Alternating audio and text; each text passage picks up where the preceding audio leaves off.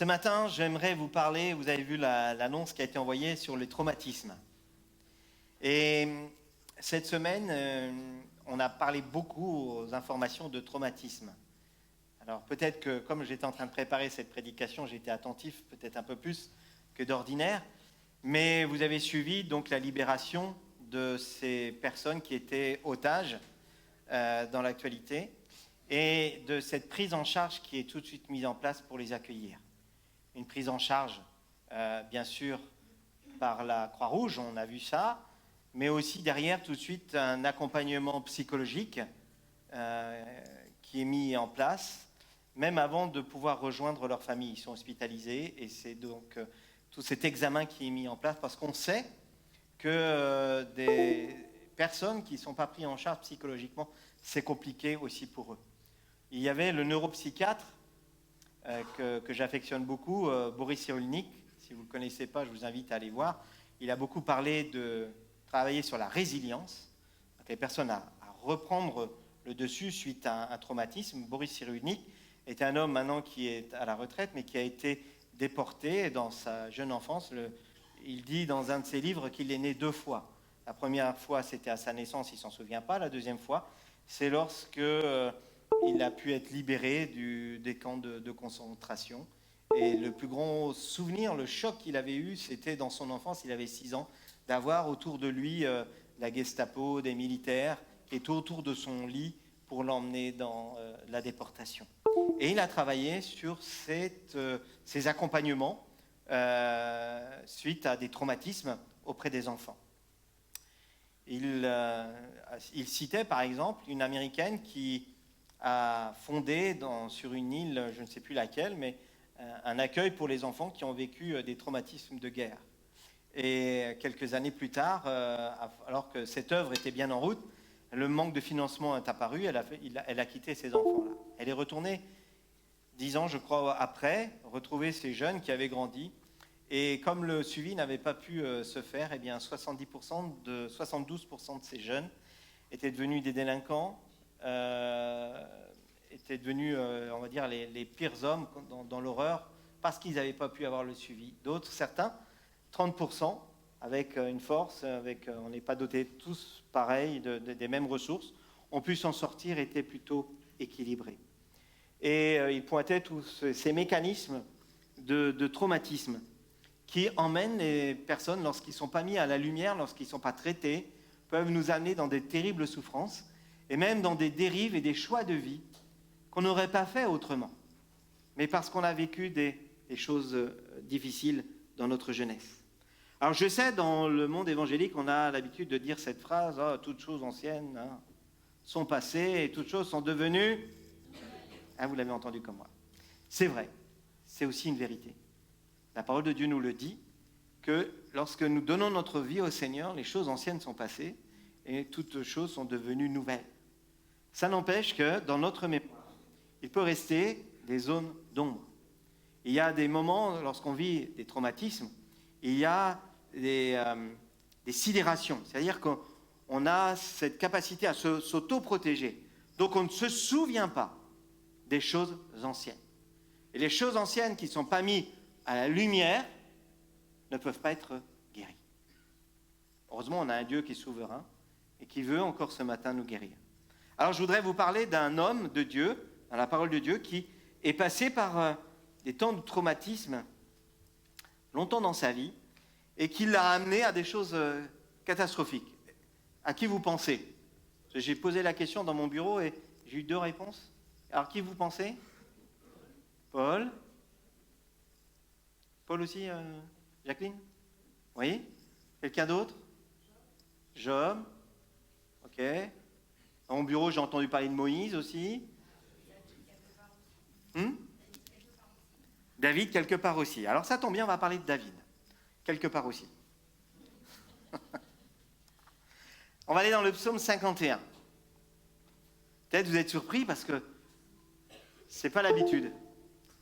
Par contre, c'est habituel encore ce matin, de passer la première partie de notre culte à chanter des chants de louange comme David.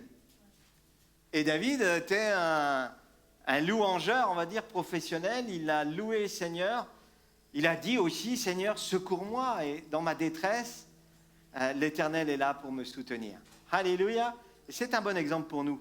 Lorsque nous passons par des moments difficiles, David a été un de ceux qui s'est réfugié sur la montagne, il a pris de la hauteur et puis il a chanté à l'Éternel sa souffrance, sa peine, mais il a glorifié le nom de l'Éternel. Psaume 51. Psaume de David.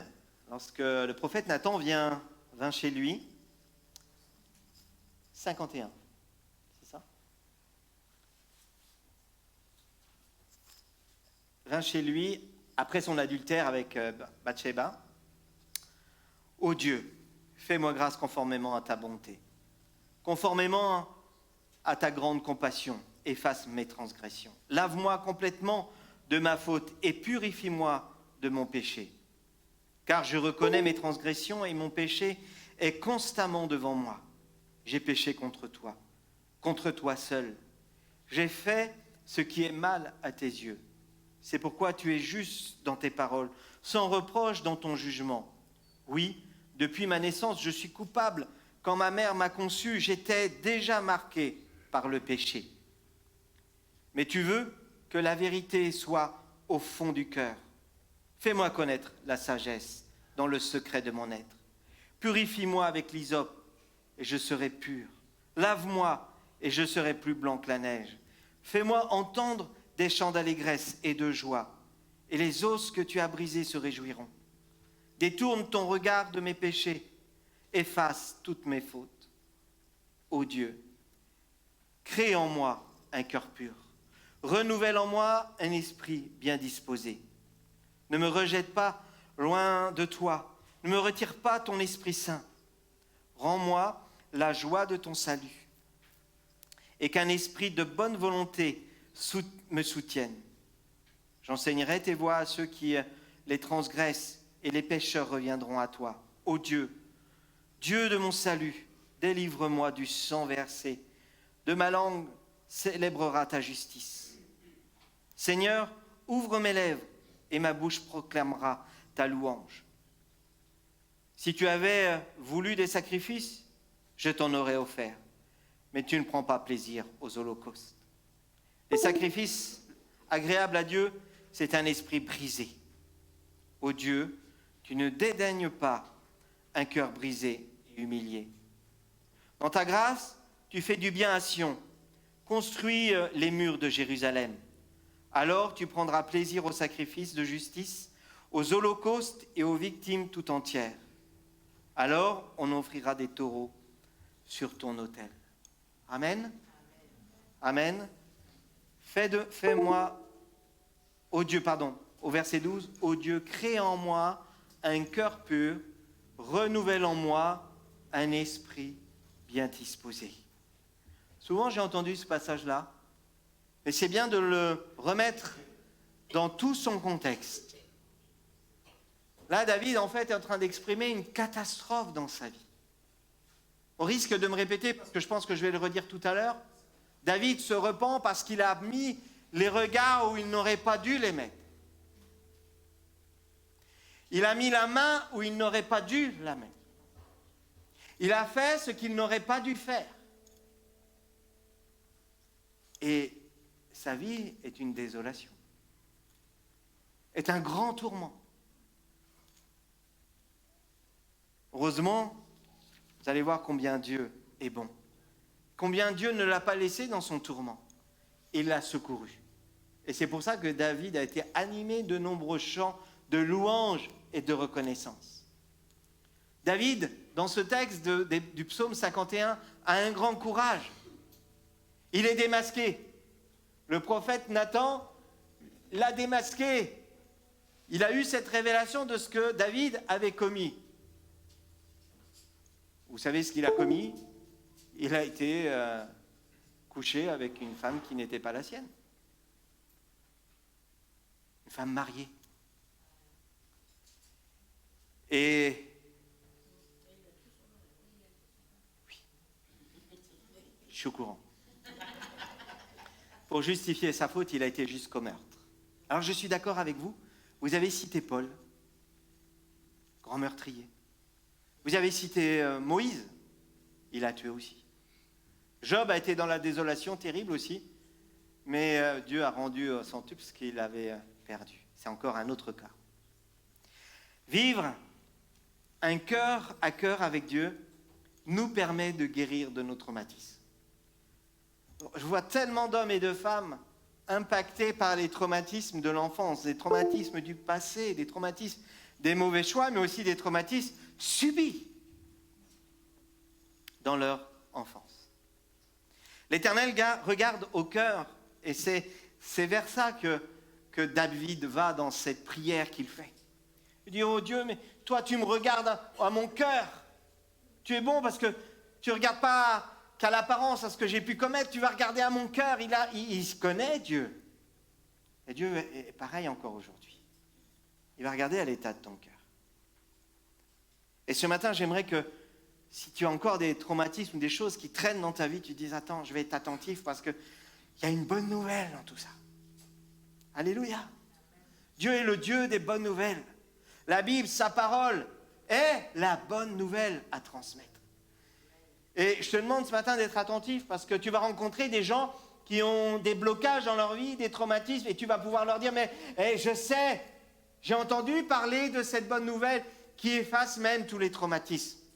Même quand il y a eu cet état de sidération, on parle après des mémoires traumatiques, des choses qui reviennent au fur et à mesure, qui sont difficiles, qui font du mal. Mais il y a un après, celui de la guérison, celui de la paix divine qui s'installe dans nos vies. Peut-être quelqu'un a déjà vécu ça ce matin. Et je rends gloire à Dieu. Il cherche notre bien, Dieu cherche notre bien. Et cela passe par des guérisons nécessaires, des guérisons de notre cœur. Guérir de ces traumatismes, c'est le souhait de Dieu. Jésus, sur la croix, est mort pour guérir toutes les souffrances, toutes les maladies, et n'en oublie aucune. David entendait le cœur de Dieu. Et Dieu avait d'ailleurs dit de David que c'était un homme en qui il prenait plaisir. Il prenait plaisir à écouter David louer son nom. Un homme, il est dit, selon le cœur de Dieu. Un homme selon le cœur de Dieu. Certes, David était loin d'être parfait. Et nous connaissons à travers ces récits les fautes qu'il a pu commettre dans sa vie. Mais il n'en reste pas moins un modèle pour nous encore aujourd'hui. En effet, ce David avait déjà perçu par avance que l'œuvre de Dieu n'était pas uniquement limitée à donner des directives ou à dénoncer le péché dans nos vies, mais qu'il voulait véritablement nous guérir et amener la transformation. Ce matin, Dieu nous équipe pour amener cette transformation. Luc 4, au verset 18 à 19, il nous est dit à nous tous ce matin, « L'Esprit du Seigneur est sur moi. » Alléluia! L'Esprit du Seigneur est sur moi. Et dans le psaume 51, vous voyez David qui dit, « N'ôte pas, ne retire pas ton Esprit Saint. » Il y a une grâce particulière à cet Esprit Saint qui est posé sur toi ce matin. L'Esprit de Dieu, le Saint-Esprit n'est pas le troisième, l'a toujours mis en dernier. Non, il est là de façon précise. Et l'Esprit du Seigneur qui est sur toi, qui est sur moi, il est là pour nous apporter une huile qui guérit. Le Saint-Esprit est souvent représenté par cette huile. Et on utilisait, avant d'avoir toute cette médecine, on mettait souvent de l'huile pour cicatriser les plaies. L'huile permettait de cicatriser. Et cette huile du Saint-Esprit, elle est là aussi pour cicatriser les plaies. Elle est là aussi pour être transmise. Et le Saint-Esprit nous équipe pour la transmettre, pour transmettre cette onction de bénédiction, mais aussi cette onction de guérison qui est sur nous ce matin. L'Esprit du Seigneur est sur moi parce qu'il m'a oint, et tu peux le dire, tu peux le dire avec moi, il m'a oint pour annoncer une bonne nouvelle aux pauvres. Il m'a envoyé pour guérir ceux qui ont le cœur brisé, pour proclamer aux captifs la délivrance, aux aveugles le recouvrement de la vue, pour envoyer libres les opprimés, pour publier une année de grâce du Seigneur. Moi, ce que j'aime là, c'est que dans ce passage, on arrive à lire ce passage ensemble, fin 2023. Hein? Je vous annonce que le dimanche prochain, on sera au mois de décembre, que l'année a passé vite. Et j'aime commencer l'année en publiant ces paroles. Alléluia, pour publier une année, grâce pour l'Éternel. Eh bien, je vais vous dire un grand secret, les amis, c'est que cette parole-là ne sera jamais périmée. En 2024, elle sera toujours efficace. En 2025, elle sera toujours efficace. Et jusqu'au retour du Seigneur Jésus-Christ. Alléluia.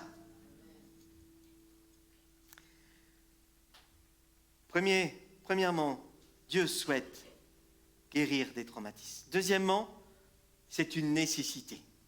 Une nécessité d'être guéri de ces traumatismes. En se penchant sur les blessures des victimes d'attentats, excusez-moi, mais je parle un peu de l'actualité ce matin, mais on voit, nous sommes dans des périodes tourmentées où on succède les attentats, les guerres, les famines par endroits. Enfin, il y a vraiment un package en ce moment. Mais je voudrais vous parler des victimes d'attentats. Les spécialistes se sont aperçus que les blessures physiques pouvaient guérir relativement vite. Mais les blessures psychologiques étaient beaucoup plus longues à guérir. Mais qu'on ne pouvait pas guérir de blessures psychologiques si on les taisait. Certains blessés de la guerre sont revenus dans leur famille et ont voulu parler de ce qu'ils avaient vu, de ce qu'ils avaient pu entendre, des cris, des pleurs, des blessés, des mourants.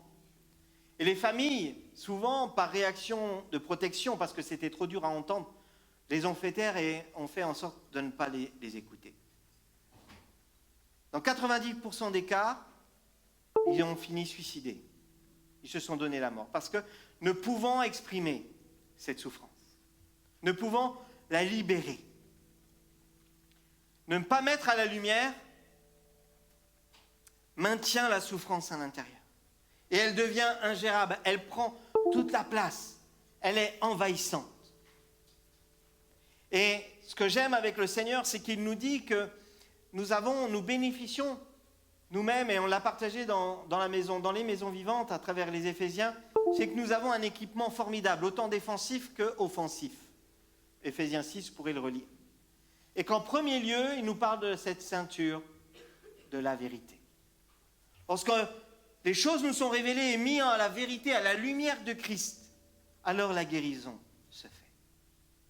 Alors la guérison est possible.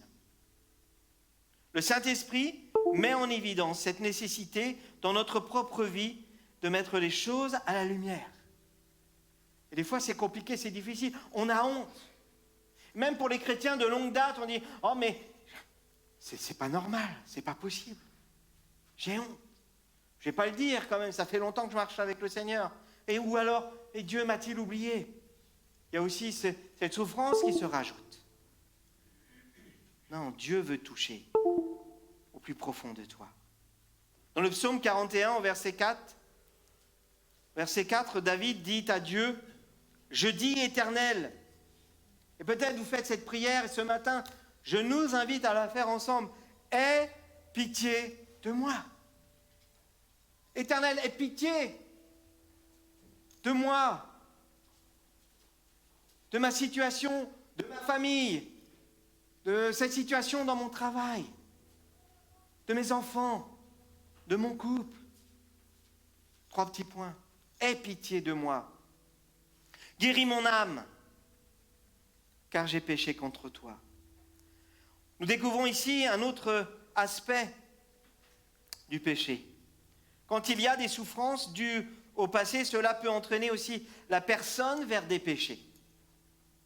Par exemple, un traumatisme qui n'a pas été guéri peut nous entraîner aussi dans des dérives. Nous inviter à faire les mauvais choix. Parce que c'est la souffrance qui nous amène à.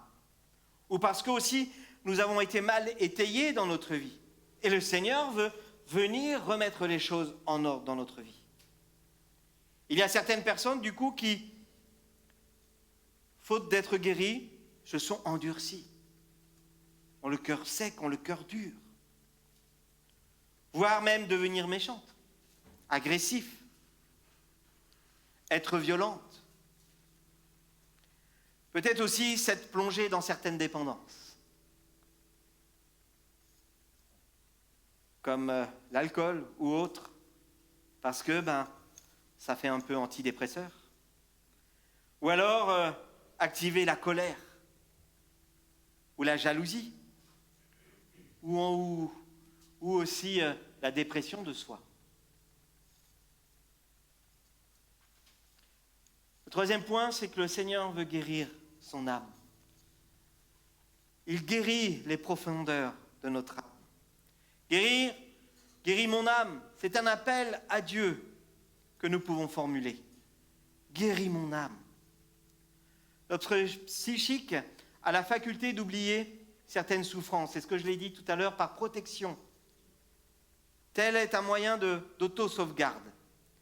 Et le Saint-Esprit a cette capacité de mettre les choses à la lumière. Demande au Saint-Esprit de mettre les choses à la lumière. Si on sent un frein dans notre vie, demandons au Seigneur qu'il ôte ce frein. Et il faut remercier Dieu car même si cela va faire mal, il va apporter cette huile de bénédiction, cette huile de guérison sur notre vie.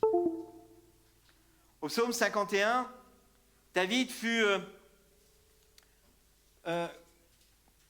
composé après un épisode peu glorieux dans sa vie.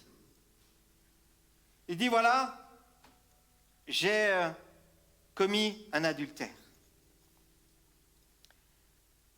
Un adultère avec Bathsheba, une femme mariée. Et ce péché, donc, comme je l'ai dit tout à l'heure, a été révélé par le prophète Nathan. Alors David confessa alors son péché. Et nous comprenons par là qu'il est important pour nous de commencer une phase de guérison par la mise en lumière. Le déni ne nous aide jamais à guérir. Et Dieu produit en nous quelque chose de fabuleux, comme pour David. C'est la repentance.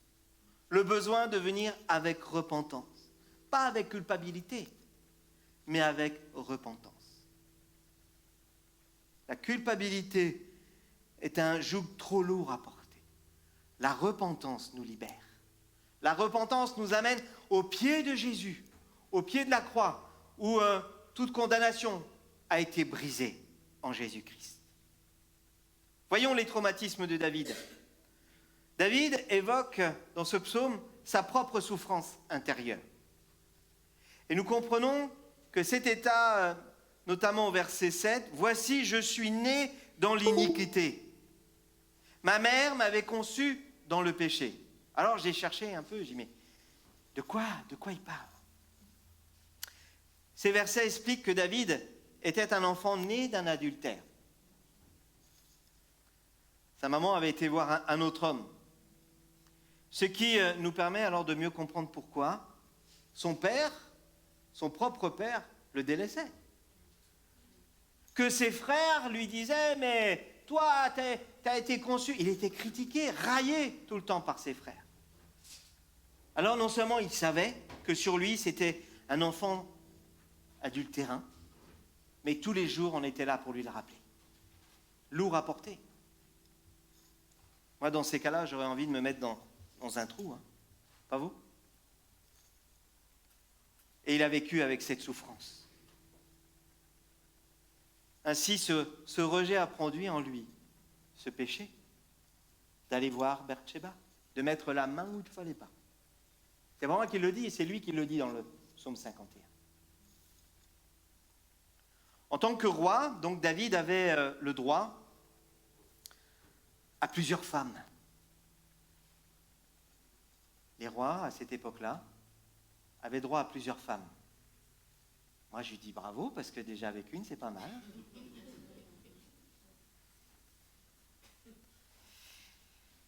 Ça n'empêche que le péché l'a attiré ailleurs. L'a attiré là où il ne devait pas aller.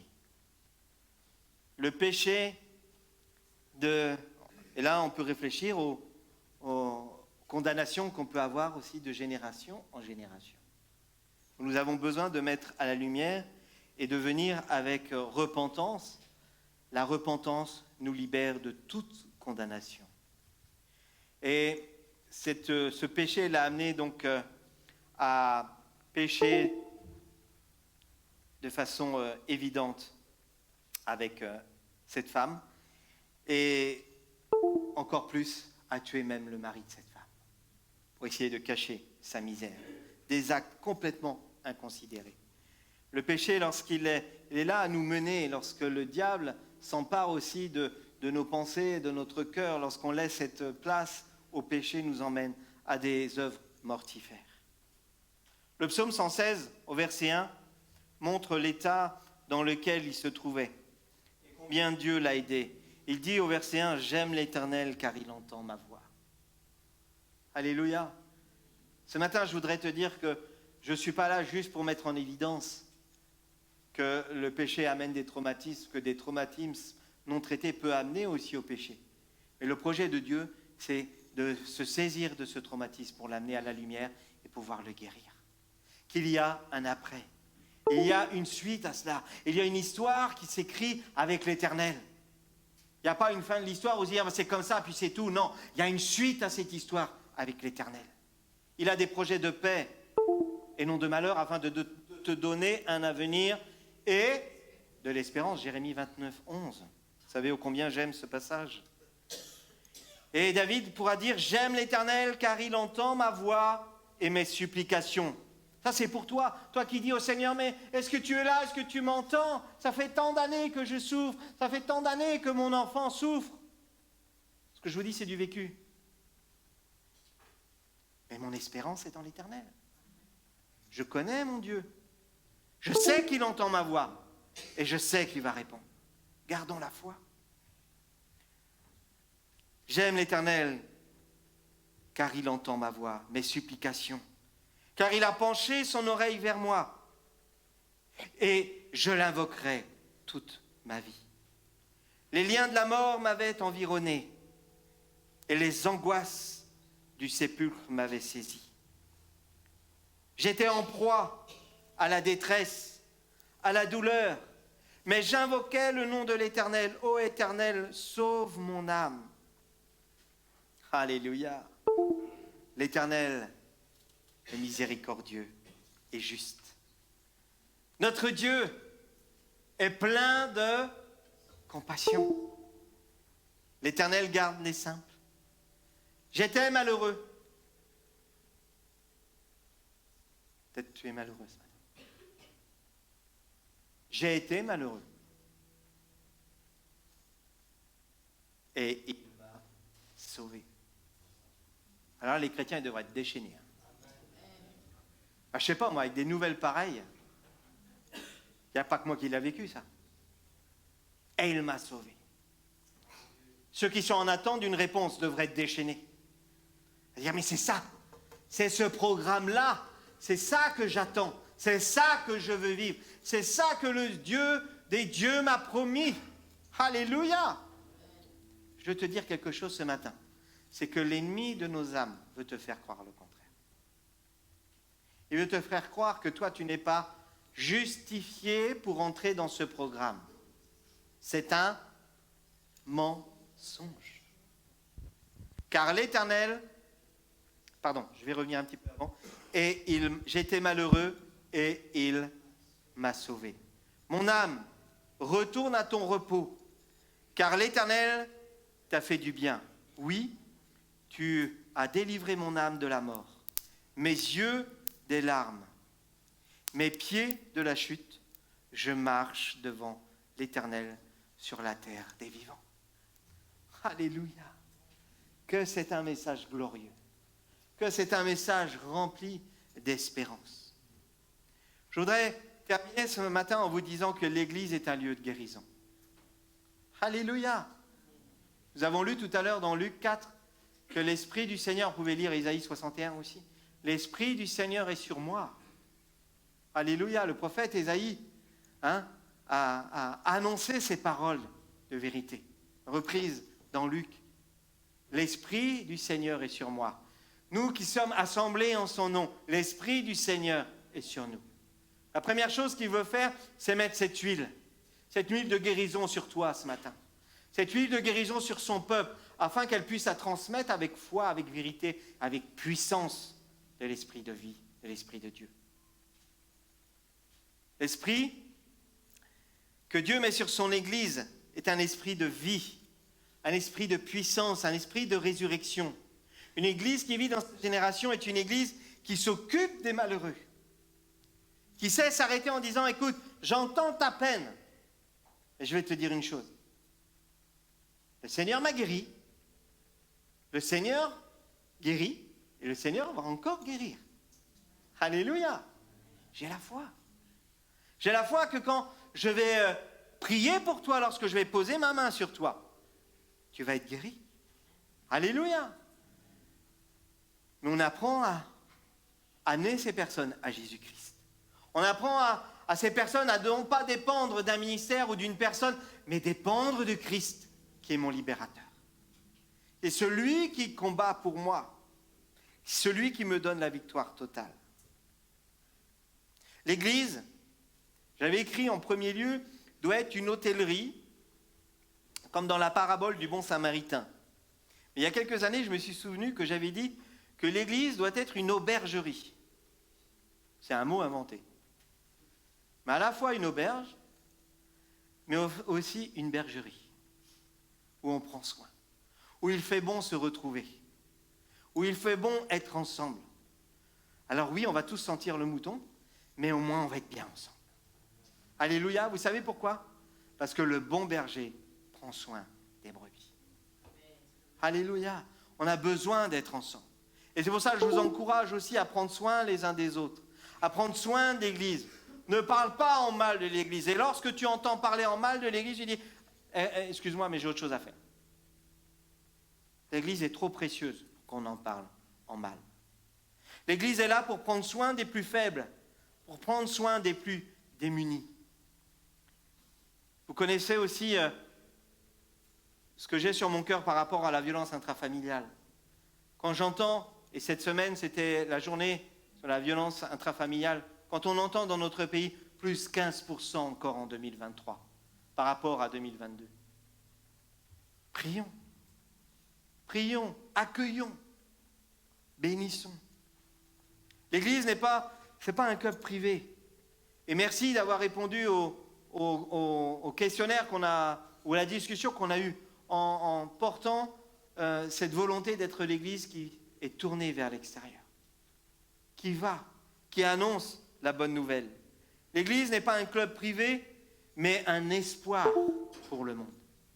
L'Église locale est un hôpital pour les pécheurs, est un hôpital pour les blessés de la vie, est un hôpital pour les meurtris de la vie, et qui doit les soigner pour les guérir, pour les remettre debout.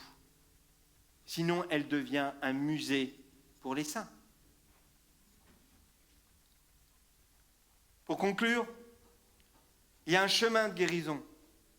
Dieu regarde au fond de notre cœur, non pas à la surface, mais il regarde au fond de notre cœur.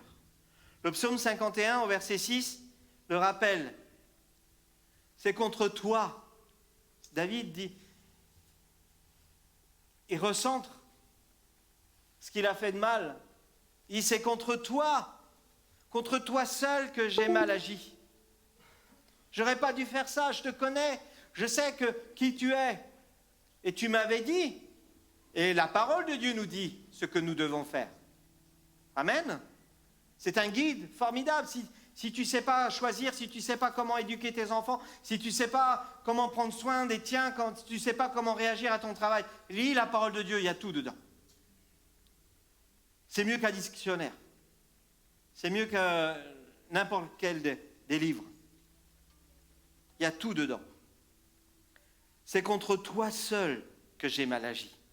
Puisque j'ai fait, et il est en vérité avec Dieu, David, j'ai fait ce que tu désapprouves.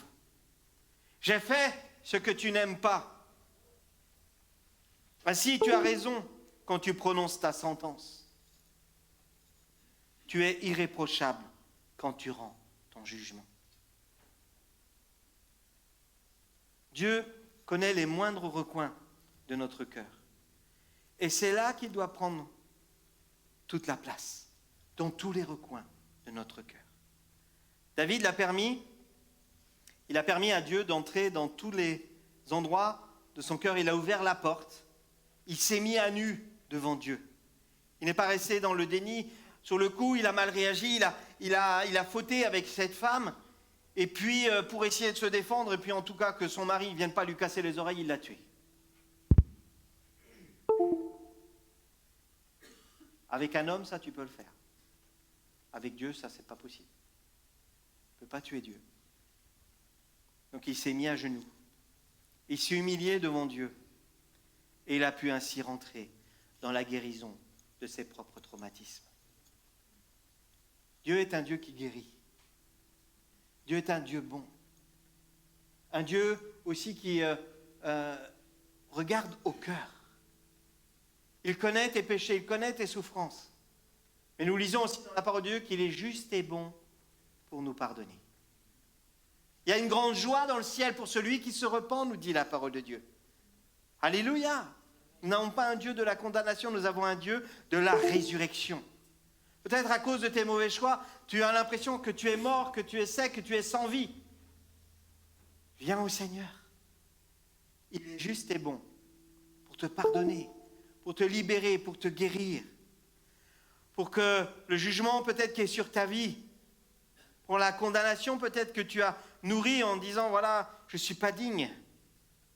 Laissez la main du Seigneur venir avec cette huile de bénédiction pour guérir tes plaies.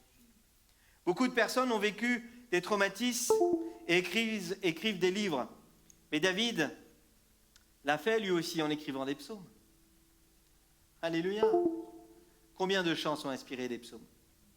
Combien de chants expliquent que nous n'étions rien, que nous étions misérables, que nous étions incapables? Ah non, nous, on en a fait parfois des ritournelles, hein, on les chante, mais on ne les lit même plus, on les connaît par cœur.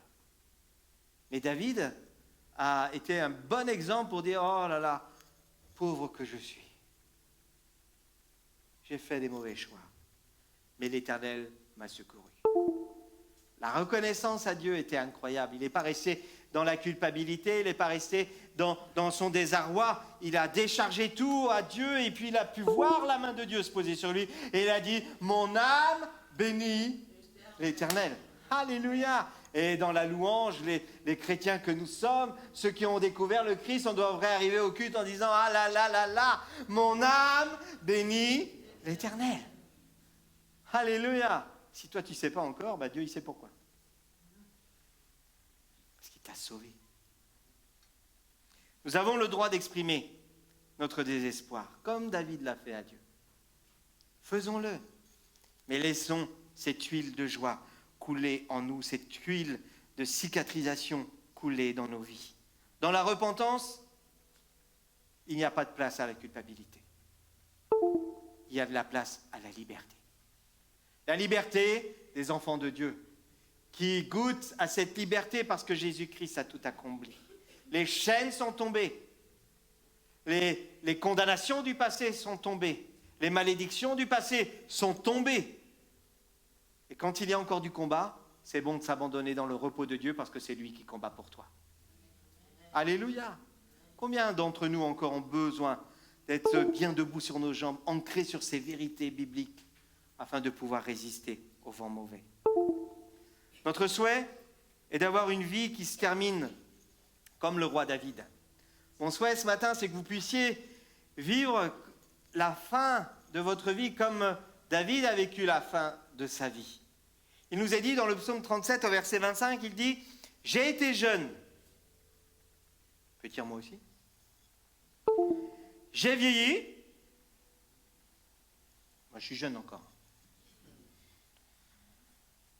« Je n'ai point vu le juste abandonné, ni sa postérité mendiant son pain. » Dans 1 Chronique, verset 29 au verset 28, écoutez bien. David mourut dans une heureuse vieillesse. Qui est candidat à cela?